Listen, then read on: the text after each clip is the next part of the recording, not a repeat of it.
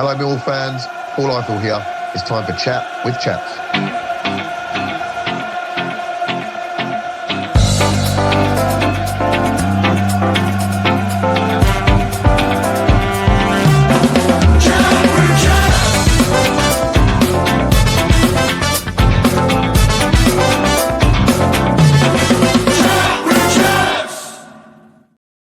Hello, ladies and gents, and welcome back to another episode of Chat with Chaps. This is the post-match analysis for the game that finished at the Den.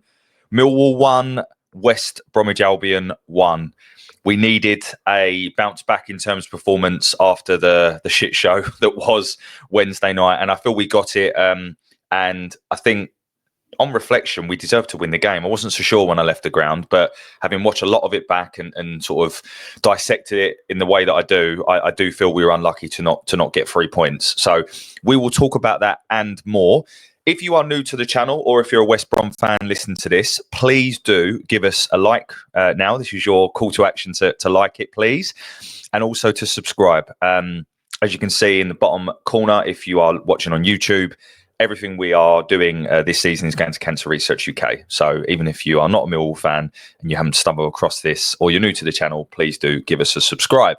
Before we get into it, just a big shout out to Dan, who produces, is part of the crew that produce the fan program. And guys, I've got to say, the biggest credit I can give this is it is so similar to the official Mill program that they used to create. Obviously, they don't anymore. That you can hardly tell the difference. It's a really good program. So guys, get yourself down there and pick up one of these on match days. See Dan and one of the lads or ladies that sell these and pick it up. So it was a really good read. So thank you, Dan. And it was also good to meet another Dan yesterday, just before we went in. Honestly, you have no idea how nice and humbling it is to hear people come up and just say that you love the show. Means a lot. It's why we do it. So thank you very much. And it's really is appreciated. Anyway, enough of that. Let's get into the game. So, look, Plymouth, I come on here and said, it's one of those games that you just got to draw a line for it. The game was done after 10 minutes. Well, not done, but you get my point. It was a very difficult game to get back into, and you just had to try and draw a line under it and move on. And it was, what changes is he going to make? And he made two. So he made two changes, which I think everyone probably wanted Aziz back in. Most people probably wanted Aziz to start at Plymouth. I guess my only assumption is that he couldn't start again because he was just coming back from injury. But the team he went with was Lucas Jensen in goal, which again was a big decision, I think, actually, that Alex Neil probably had to make, because I think Lucas, he wasn't only on his own in terms of at fault for the goals on Wednesday, but his performances have been a little bit hit and miss. So he kept with Lucas yesterday. And then the back four, right to left, right back was Tristan Kramer, who also had a mare at Plymouth. He kept his place at right back, probably because there isn't anyone else. I'm hearing that Ryan Leonard is about 3 weeks away from starting to be involved in football again, which is good. He's back training. Centre backs, Jamie Tanganga, Jake Cooper with the armband, left back Joe Bryan. Central midfielders was the other change. So quite a big call, I think, again, this. So Billy Mitchell starts instead of George Saville alongside Casper Denore. And then in the front four, Luke Cundle in the centre. On the right, of course, it was Aaron Connolly on the right, sorry. Femi Aziz on the left and Mihailo Ivanovic up top. For West Bromwich Albion, noticeable absentee was Cole Bartley. For them, obviously got sent off. I think it was against Sheffield Wednesday with a melee that involved also Jason Malumbi. Jason Malumbi, one of three former Millwall players in the starting lineup yesterday. Himself, obviously, Callum Starr playing at left back, and of course, pantomime villain Jed Wallace, who started and also was captain yesterday. What I will say is, rivalries aside, it was great to see Tony Mowbray back out and on the pitch. Usually complimentary about us. His post-match interview, it kind of was, but it wasn't. I'll let you listen to it. And West Brom fans, it'd be interesting to hear what you think on this. It didn't, I don't know, it didn't sound like a particularly confident post-match interview. But anyway, one of the things I noticed though, and this is where Millwall fans, we just need to understand this. you look at West Brom's side, and pretty much every single one of their players on paper, football's not played on paper, but on paper would get in our squad easy. The fact they had Mikey Johnston, Tom Fellows obviously on the bench, Daryl DK coming back to fitness, the likes of Mason Holgate on the bench, Carlin Grant on the bench. They got a good side, and rightly so. They're pushing for the top 6. I know they're out without Josh Madger at the minute, who's a big miss for them, but rightly so. I think they're a good side. Last thing I'll say on West Brom is I don't rate your number 14, Hagen. And I think if we we'll talk a bit about Ivanovic and Coburn a little bit later, but I think if we had a little bit more presence up top, I think he'd have gone to pieces. But anyway, so the game kicks off and it is a little bit of a flurry, and we could be 1-0 down after just a minute. So just a long ball play forward by Callum Stiles. Tanganga wins the header, but it goes straight to Armstrong, who runs at our defence. We back off, and I think we do just enough to close off a lot of angles, because it's a half decent effort and it's a half decent save from Jensen, but never really felt that. I felt they should have taken that as an opportunity much better.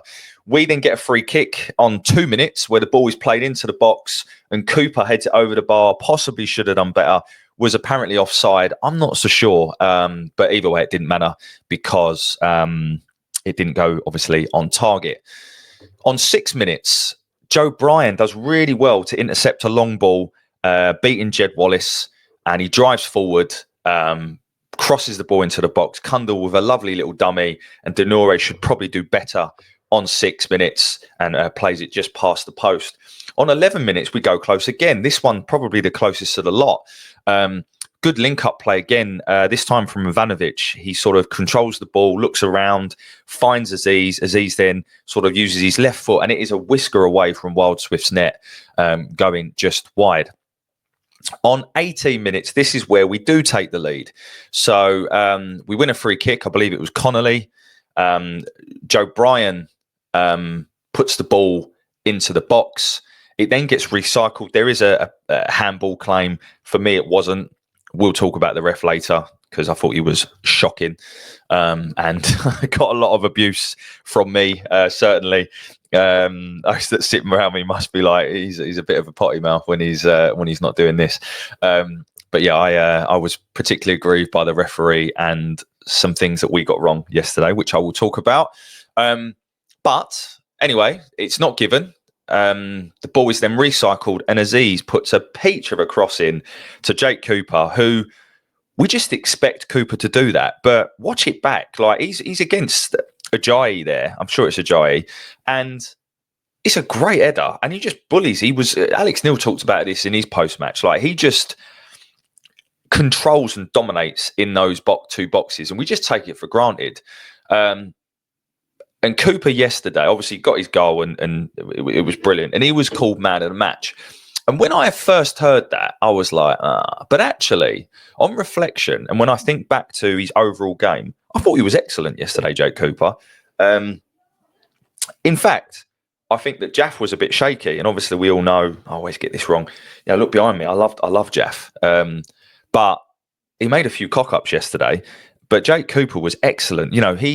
This is where you can start to see some of Alex Neil's coaching coming in, because Jake Cooper, he was threading passes through the middle of the park, and I was like, "Who is this? Where's Beckenbauer come from?" Slight stretch there, but you get my point. His all-round game was excellent, and credit to him. He got his goal, and we go 1-0 up. And to be honest, we started that 20 minutes really well, but of course, we have to shoot ourselves in the foot. Now, the disappointing thing for me with the goal that we concede here is, again, we've not made a team work hard to get it. And by the way, we could easily have gone 2-1 down. But let's talk about the goal we conceded. And you can overanalyze this, right? And I'm going to show a couple of stills. I'm not going to go into too much detail because at the end of the day, Joe Bryan takes a free kick. It's a poor free kick, right? But there is a whole phase of play, and I'm going to put on screen now for those of you that are watching on YouTube. they start with a goalkeeper rolling the ball out, and there is like 20, 30 seconds where we can get back into shape, right? And if you just look here, it's not a counter attack. It's how can I put it? It's not like a counter attack where it takes 5 seconds to get up the other end. This is something that it takes a little while for the ball to move forward. And this is the disappointing thing, right? You then look at the next screenshot here. And what's happened is Jaffet's stepped out, which has left a gap in the middle. Why Joe Bryan is on the right-hand side? There's no one on the left. Now, to me, this is coaching, right? Because if Joe Bryan is going to take a free kick on the right-hand side, you have to plan for a counter to that situation. And it's happened a lot, right? So surely Martin Canning or whoever does the set pieces and the defensive setup should say, right, well, Joe Bryan's obviously going to go across to right back, but someone needs to fit in at the left back. And you can just see no one does. You can see here Casper is there and he's looking to come out, but no one does, which leaves Darnell Furlong all on his own on the right-hand side. But even from the moment he takes the cross, we have 5 bodies to their 2 in and around the penalty area. You could say the third one at the back, but we shouldn't be conceding from that. And my point here that I'm trying to make is, obviously you can see Joe Bryan there. Adam Armstrong runs across him, completely misses the ball, and it just hits Joe Bryan, and it goes right into the corner. And the abuse I heard for Joe Bryan around me yesterday was way over the top, to say the least. Now, if you listen to this enough, and I'm probably going to get pelters for this, I can already feel it in the comments, but I can only say what I genuinely mean. If you listen to this enough, you will know that I have certainly said some quite constructive things about Joe Bryan. I have not been his biggest fan. But yesterday, the free kick, yes, but that own goal is so unlucky. It is unbelievable. And yes, it happened again on Wednesday, right? But they are both so unlucky. It is. I felt for the bloke. You could see that he wanted the ground to swell him up.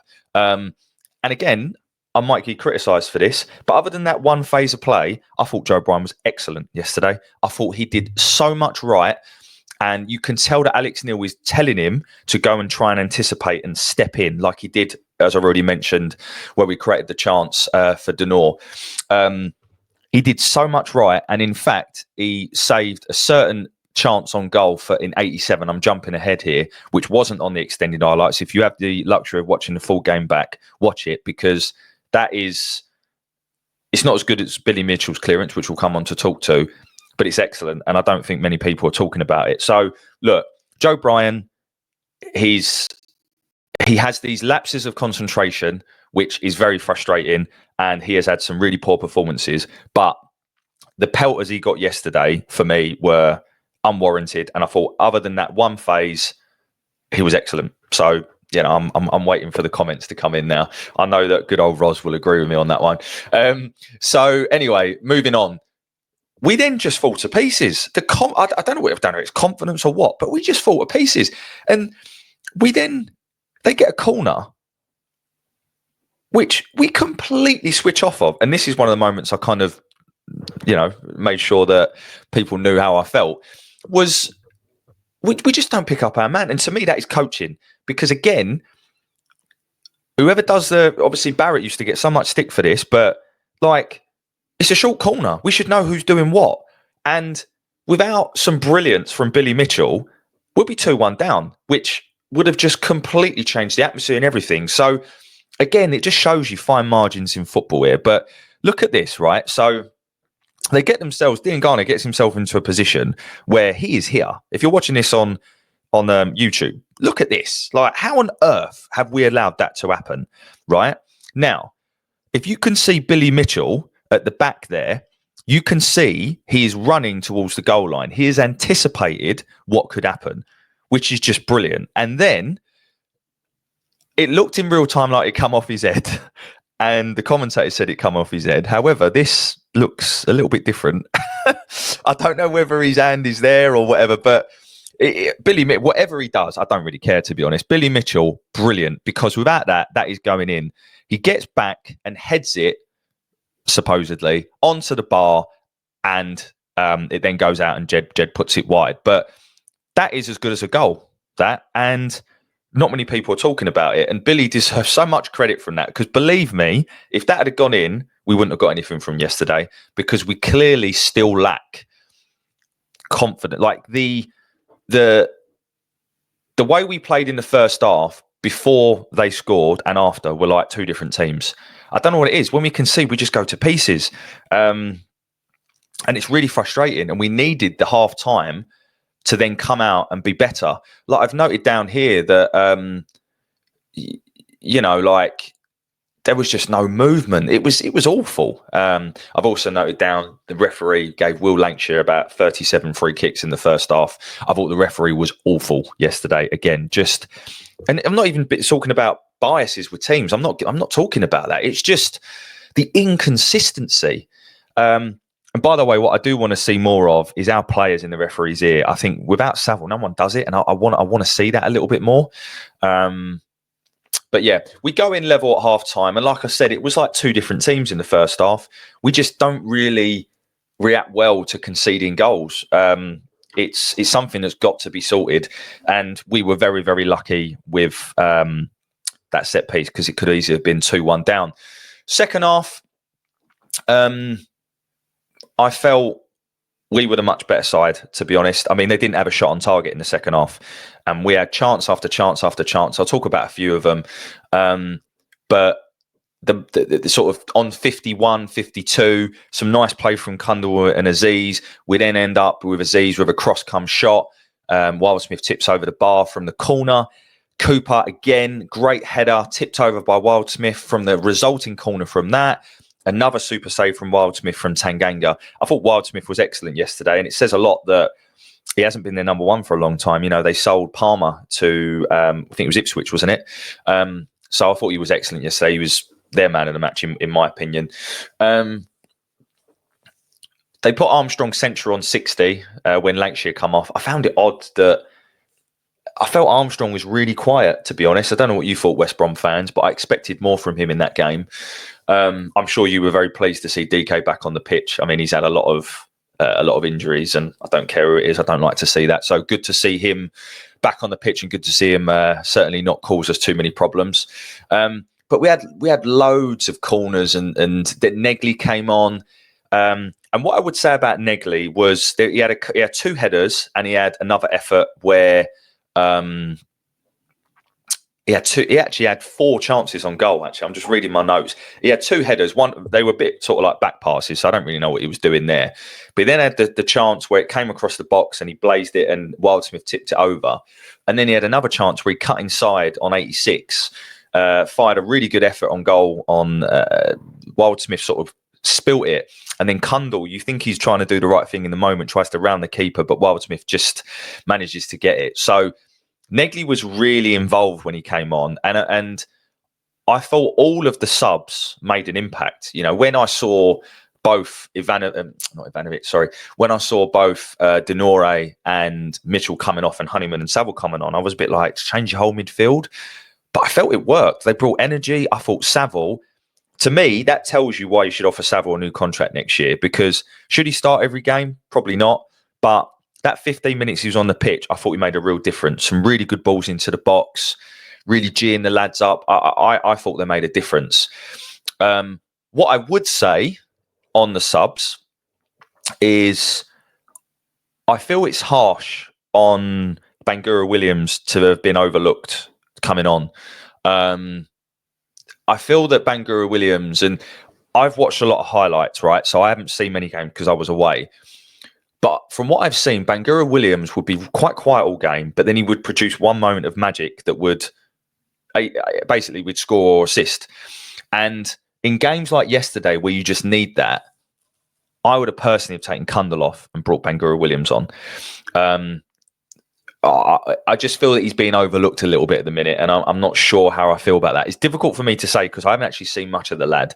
But from what I have seen, he has a real impact on the game, and I just hope that he maintains his hunger and desire to get into the first team, and if anything, it just drives him on more. But that I'm not so sure on, because I felt that he's only come out of the side because we've signed players.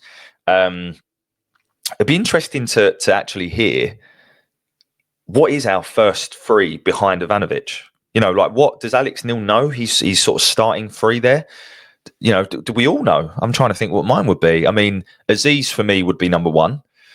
I think he has to play, and then the others. I think all the positions are up for grabs. I thought Connolly was quiet yesterday. I think Kundal is going to get better and better.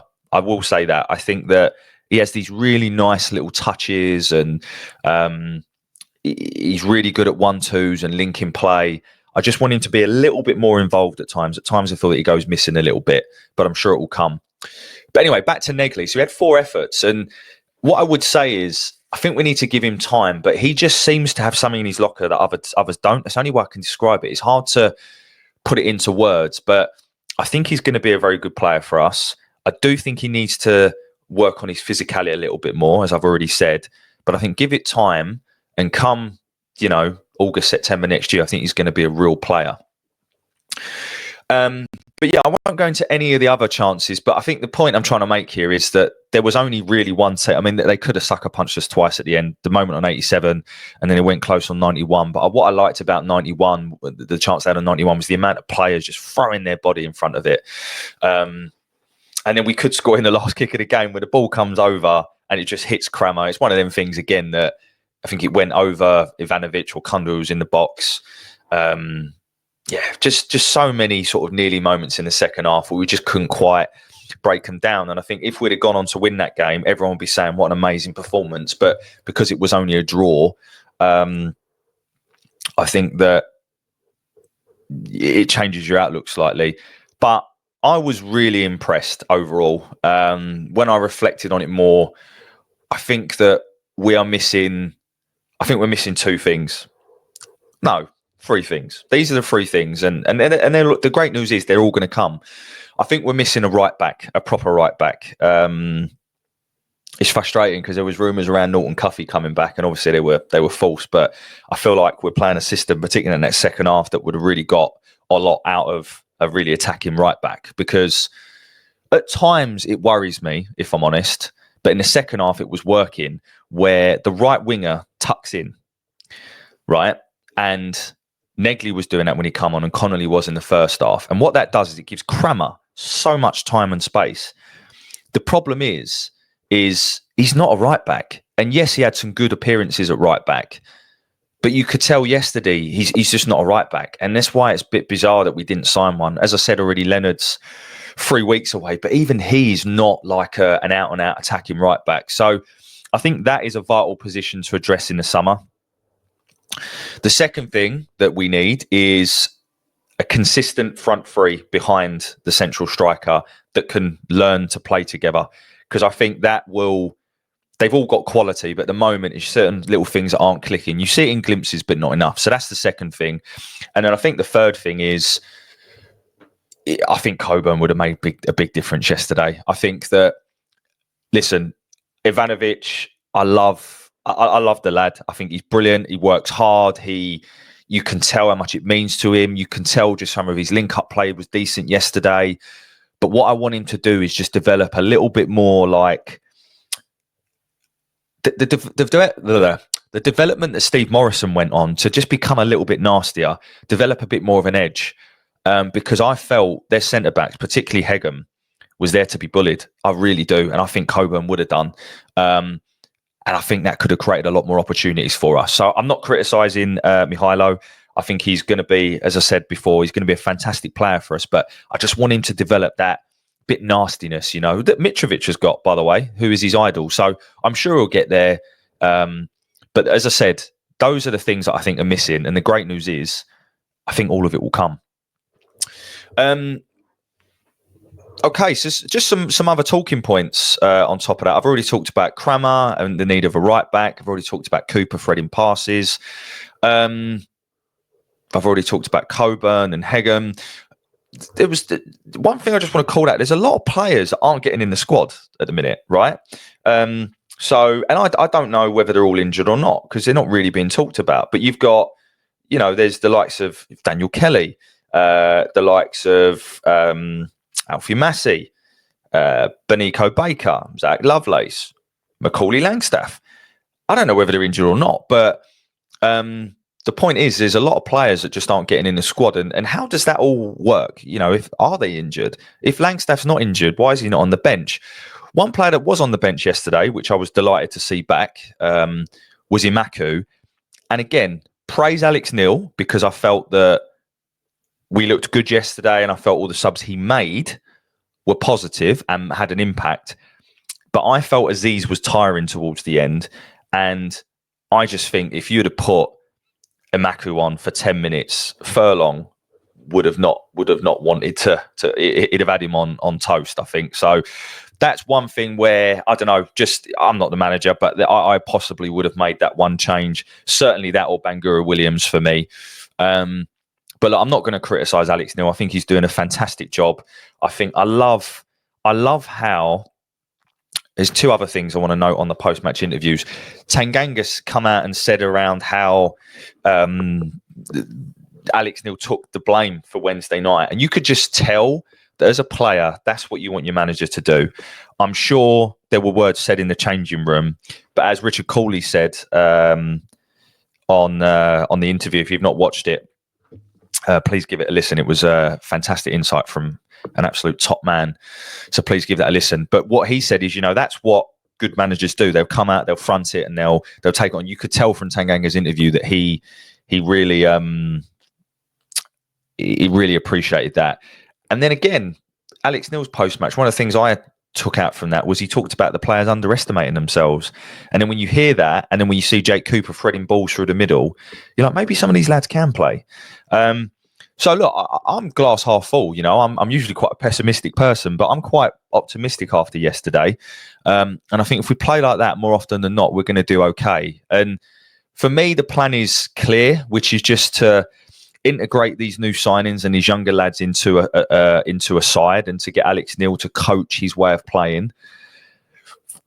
Finish around mid-table. If we can flirt with the playoffs, great. I think Wednesday showed why we're not going to be there. But maybe it's nice to have a season where we finish mid-table and not have nothing to worry about, because we've either been at the top or the bottom for the last sort of 4 or 5 years, and maybe it's nice just to be able to do that and therefore have the luxury of bedding in some of these players. So I don't know. I think we are evolving, and it's good to see. And the last thing I'll say, I think, on yesterday was it was about as entertaining as a 1-1 draw could be. It was a good game. I enjoyed watching it. So yeah, I think I'll close out there. I'm just looking through my notes. Is anything else? No, not really. I just wanted to make sure that Billy Mitchell was given a bit of credit, not just for that, goal line, but also just, I think, his overall play. I do want to see him move the ball quicker. I've always said that, but I think he's better than some people give him credit for. And I think he just needs a run of games. And maybe he'll get that now under Alex Neil, and maybe he'll improve under him. I don't know. Talked about the fact that Saville, for me, still has a role to play.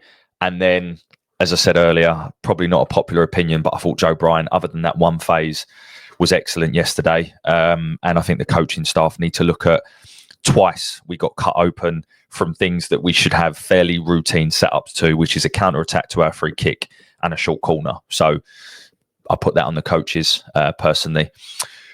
But there we have it, ladies and gents. Thank you as always for listening. Hopefully that covered a lot of ground. I think, as I said, overall, we've drawn and probably should have beaten a side that will probably be in the top 6. So you've got to be fairly optimistic with that. We go again on Tuesday. Alex Neil going back to a former club, and a former club that I know that he still really has a lot of time for. So hopefully he'll be even more up for trying to get something from them. Preston are very under, their new manager, second bottom, isn't it? They're a hard side to break down. Yesterday you got a point at home to Burnley. They're not going to be an easy side. I think it's going to be one of those games where you've got to go and you've got to put everything in to get anything out of that sort of game. So looking forward to it. I won't be doing the post-match because I'm away for work and I'm in a completely different time zone. So unfortunately, I won't be able to do it. So hopefully one of the lads will. But hopefully the next time I speak to you all will be off the back of another 3 points. So enjoy your week. As always, thank you very much for listening. And of course, bye for now. Hi, it's Steve Morrison here, and you're listening to Chat with Chaps, chatting Millwall, come rain or shine.